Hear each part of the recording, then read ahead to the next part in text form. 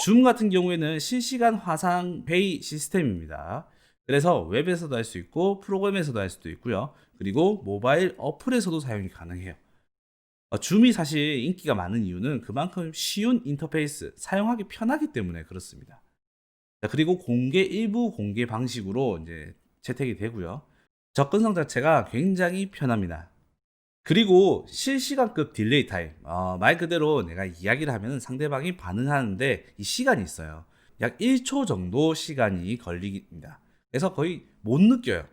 이게 딜레이가 되는지 안 되는지.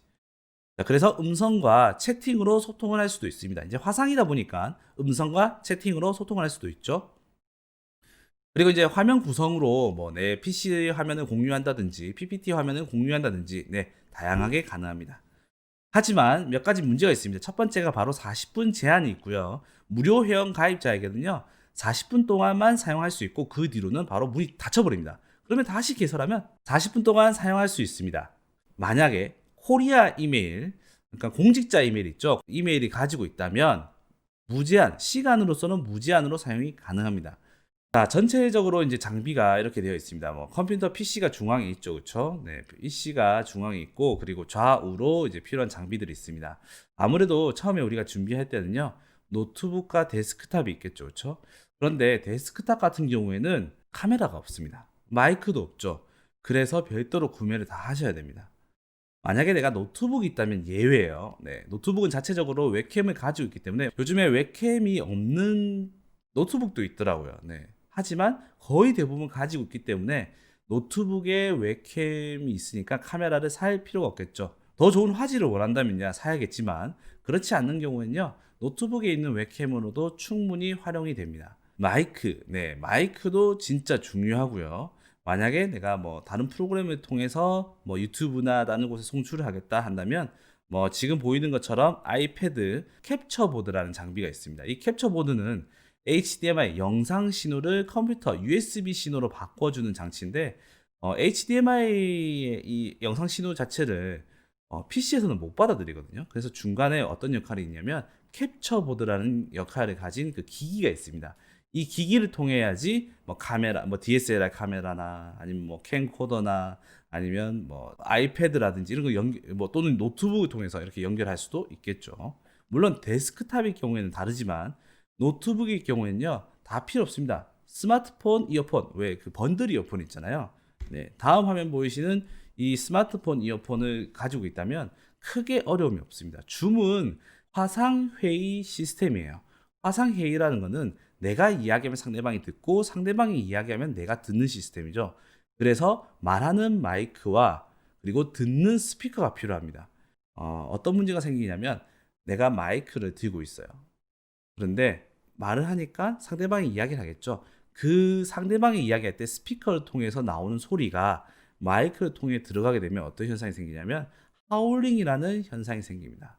그래서 말하는 이 소리를 정확하게 듣기 위해서는 스피커를 쓰는 것보다 이어폰을 쓰는 게 좋고요. 그리고 별도의 마이크가 있는 게 좋죠. 그래서 스마트폰, 이어폰, 요거 하나만 있으면 노트북은 다 됩니다.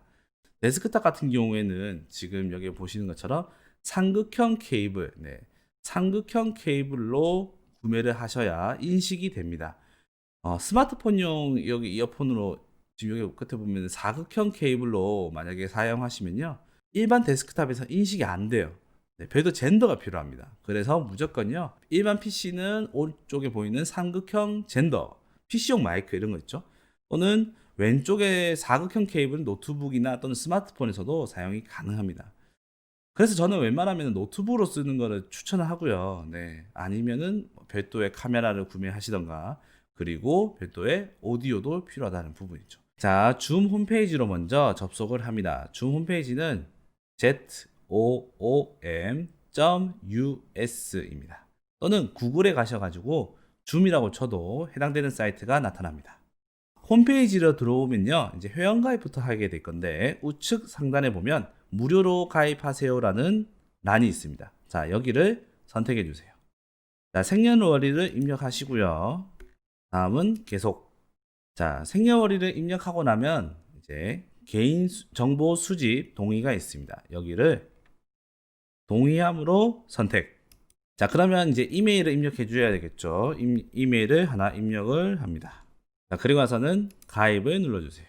자, 그러면 해당되는 이메일로 링크가 하나 갔을 겁니다. 자, 그러면 탭을 하나 열어서요. 이렇게 이메일이 하나 왔죠. 이메일이 줌 계정을 활성화하십시오 라는 이메일이 왔습니다. 자, 계정 활성화 버튼을 누르게 되면 이제 본격적으로 줌 계정을 만드는 거예요. 이메일로 먼저 인증을 받고 그 인증받은 이메일에 계정 활성화 버튼을 누르면 다시 가입란으로 돌아가면서 비밀번호를 입력하고 그리고 관련된 절차들을 밟게 됩니다. 자, 계정 활성화를 하겠습니다. 자, 그러면 성과 이름 그리고 비밀번호를 입력해 주세요. 계속 회의 테스트나 또는 동료 초대할 필요 없습니다. 네, 그냥 무시하셔도 됩니다. 네, 2단계만 거치면 회원가입은 다 끝납니다. 자, 회원가입을 해주시면 됩니다. 회원가입을 하셨다면요, 우측 상단에 보면 리소스라고 조그맣게 되어 있어요. 리소스에 줌 클라이언트 다운로드가 있습니다. 여기를 선택을 하면 상단에 보면 회의용 줌 클라이언트가 있죠. 자, 여기를 다운로드 받아서 설치까지 해주시면 됩니다. 네, 로그인을 눌러서요. 여러분들이 가입하신 로그인 아이디 비밀번호를 입력해 주시면 됩니다. 그리고 이제 모바일도 똑같이 사용할 수도 있습니다. 그러면 이렇게 로그인하고 나면 다음과 같은 화면이 나타나게 됩니다. 자, 여기 화면에서 보면요, 새 회의가 있고 참가가 있죠. 예약이 있고 화면 공유가 있습니다. 줌 같은 경우에는 보통 호스트와 그리고 참가자로 나누어져 있습니다. 호스트 같은 경우에는 방에서 그 회의에서 모든 걸 다 컨트롤하고 사람들 조용히 시킬 수 있고 발언권을 줄 수 있고 비디오도 끄게 할 수 있고 화면 구성도 바꿀 수 있고 모든 것을 다 통제 관리할 수 있는 호스트, 그리고 그 방에서 참석을 해서 기본적으로 뭐 어떤 수업이나 아니면 회의나 모든 것들을 참관하게 되는 참가자. 유료로 내가 만약에 구매를 했다면 뭐 공동 호스트라는 게 또 개념이 있어요.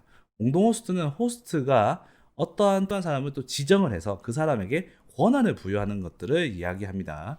그래서 이제 크게는 호스트와 참가자가 있는데, 참가는 참가자가 되는 거고요. 내가 호스트가 되고 싶다 그러면은 방을 만들어야겠죠. 그렇죠? 네, 그 방 만드는 기능이 바로 이 새 회의라는 겁니다. 새 회의.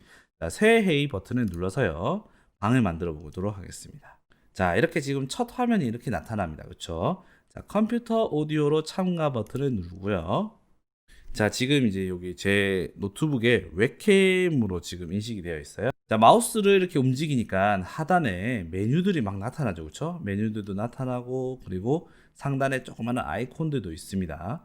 자, 여기에서 보면요, 처음에 이렇게 줌 방을 개설하고 나서 내가 호스트가 되었어요. 설정부터 해야 됩니다.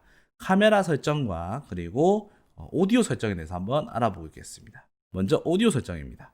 지금 화면에 보이는 것처럼 초록 색깔이 올라가는 게 지금 이제 마이크의 데시벨, 마이크 지금 이렇게 소리가 나고 있다라는 표시예요.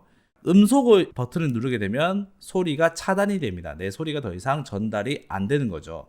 그 옆에 보면 박스의 모양이 있습니다. 자, 여기를 눌러서 쭉 보게 되면 아래쪽에 오디오 설정이라는 곳이 있어요.